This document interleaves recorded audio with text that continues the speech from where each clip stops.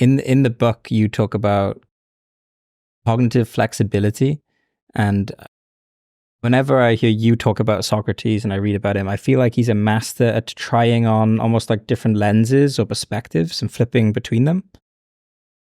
I think so. I mean, let me explain a little bit about something that was a little bit of an epiphany for me. Like, so one of the reasons that Socrates, sometimes people say, well, what did Socrates say? And it's hard to summarize what Socrates said because we have these dialogues mainly, and he does imply things, or sometimes he says things explicitly. But for the most part, what he bequeaths to us is a method. Like, and I think that's part of his thinking. Some people, like the Sophists, believed that wisdom consisted in knowing a bunch of stuff and or holding correct opinions, and that you could sum it up in a speech. You could sum it up in maxims or slogans that people could buy from you, like buying onions from a greengrocer. They come along and pay you money, and you give them the speech, and now they're wise. They just memorize it. Like, you could write it down for them, and they could memorize the slogans, and they repeat it. Now they're going to be as wise as you are. They just repeat what you said. And so Socrates doesn't think of wisdom in terms of content. He thinks of it more in terms of process. It's a cognitive skill. Like, he thinks there is no rule or maxim that's going to be true in every situation. There's always going to be exceptions to it.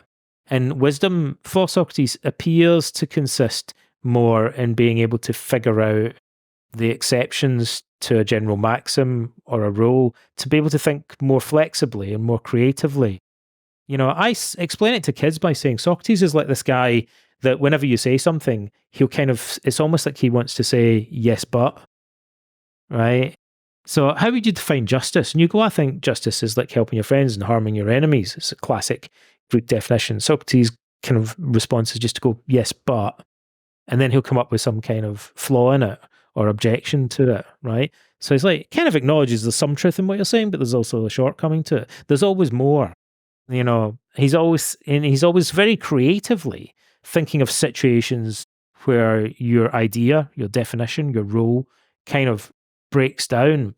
And so what we get from him more is this method of questioning. So the epiphany I was reading Xenophon, and, I was hesitant to write about Socrates.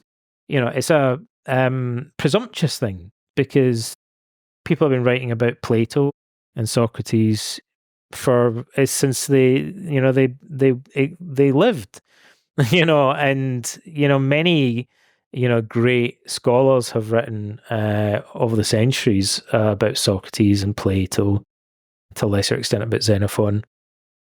And I thought, I'm not an expert. I have a degree in philosophy, but I'm not a Plato scholar. Like, I'm not an expert. It's just kind of hobby for me.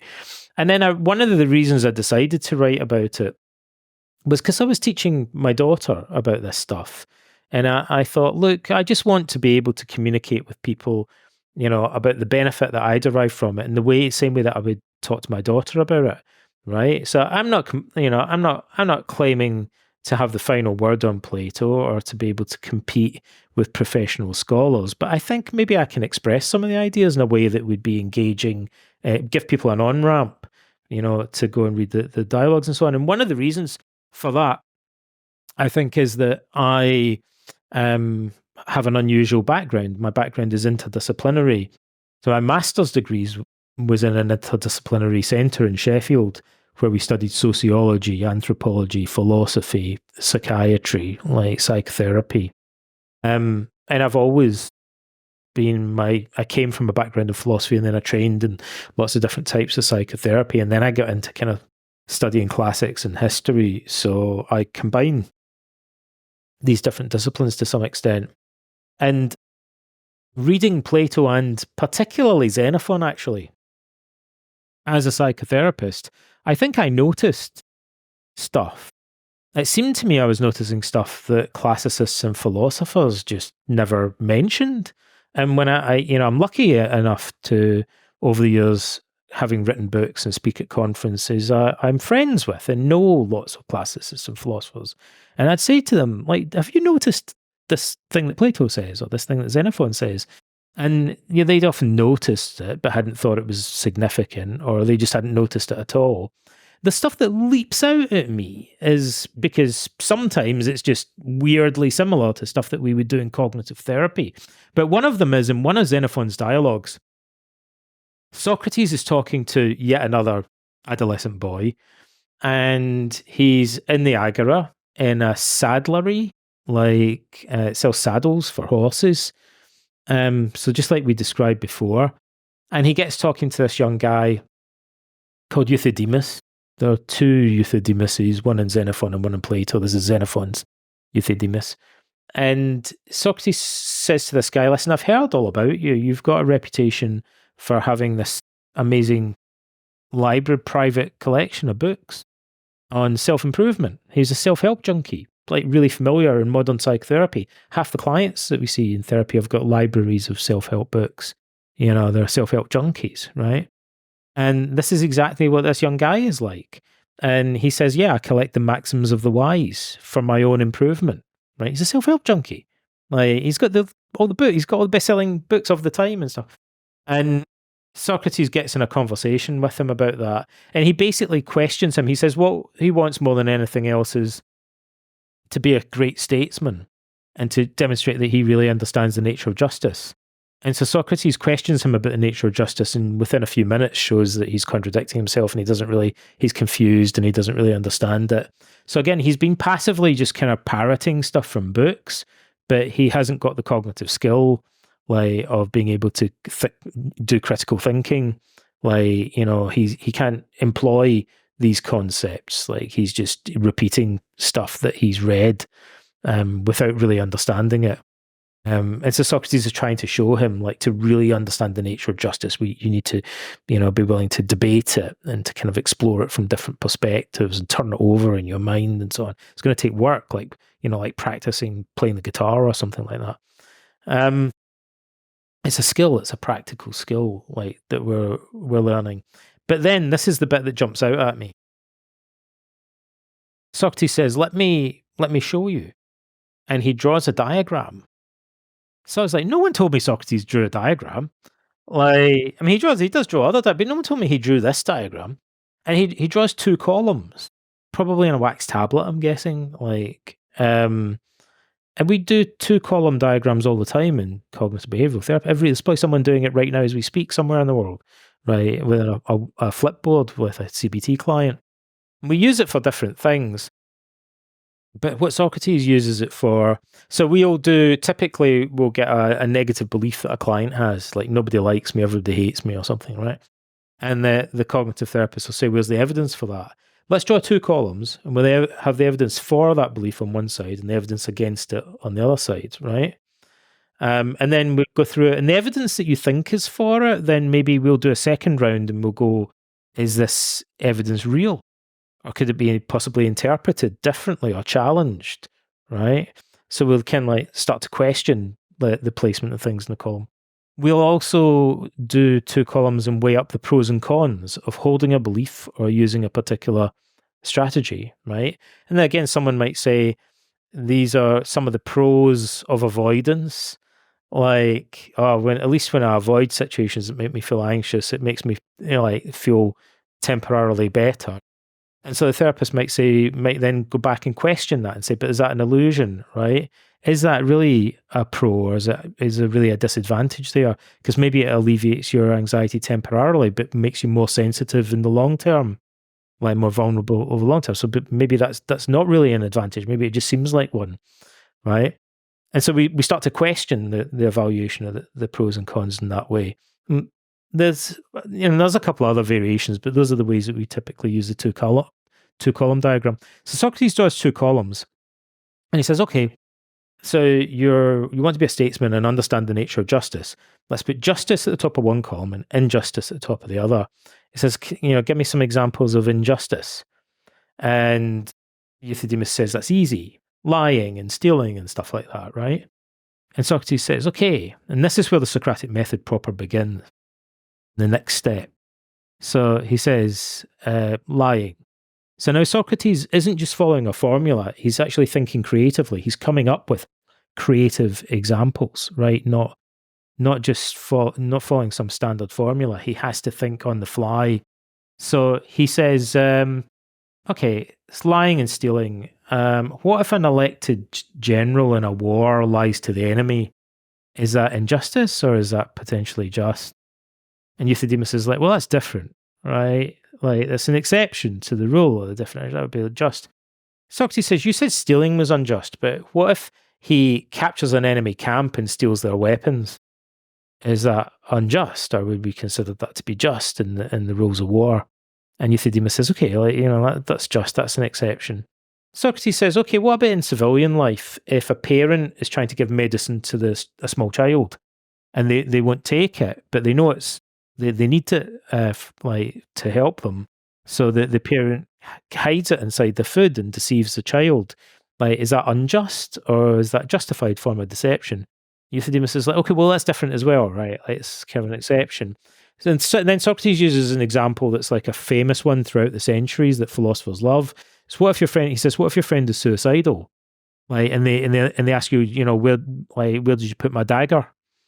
Like, so would you consider it unjust to tell them a white lie and say, I don't know, I can't remember where your dagger is, like, in order to save their life, or and Euthydemus is like, okay, well, yeah, that's different. And it's a white lie. You're doing it to save somebody's life, to help them. So what Socrates is basically teaching is a cognitive skill here. It's a form of cognitive flexibility where you're able to, think outside the box, to use a horrible modern cliche. Like, you've got this kind of rigid definition, like, of justice. It consists, in telling the truth and not stealing and stuff like that. But is there more nuance to it? Like, actually, if you really understand justice and injustice, then, are there possibly exceptions to it? And in different situations, might you interpret the meaning of the word somewhat differently? And, you can't teach that by just getting someone to memorize a formula. You have to get them to think through lots of examples, right? And at the end of it, they might even say, I'm not sure that I could necessarily, they revise their definition of what justice means, but they might never get to a perfect definition, but it still seems like they've got a better understanding by the end of it, because they've gone on this journey of thinking through all the exceptions. It takes time to do this. It's a skill. You can't just get that from someone giving you a lecture and you going away and memorizing what they've said. So Socrates says, we draw these two columns. Are there any circumstances under which we would move something from one column into the other column? So that, you said that lying is unjust. Would you ever move it across into the column marked justice, in some situations? And he says the same thing. Then Euthydemus eventually says to him, listen, I want to study philosophy and learn this skill. Where should I begin? And Socrates then says to him, this is how you should begin, right? And he says, where you should begin is by asking yourself what eudaimonia consists in, or fulfillment. This would seem logical from an ancient Greek point of view.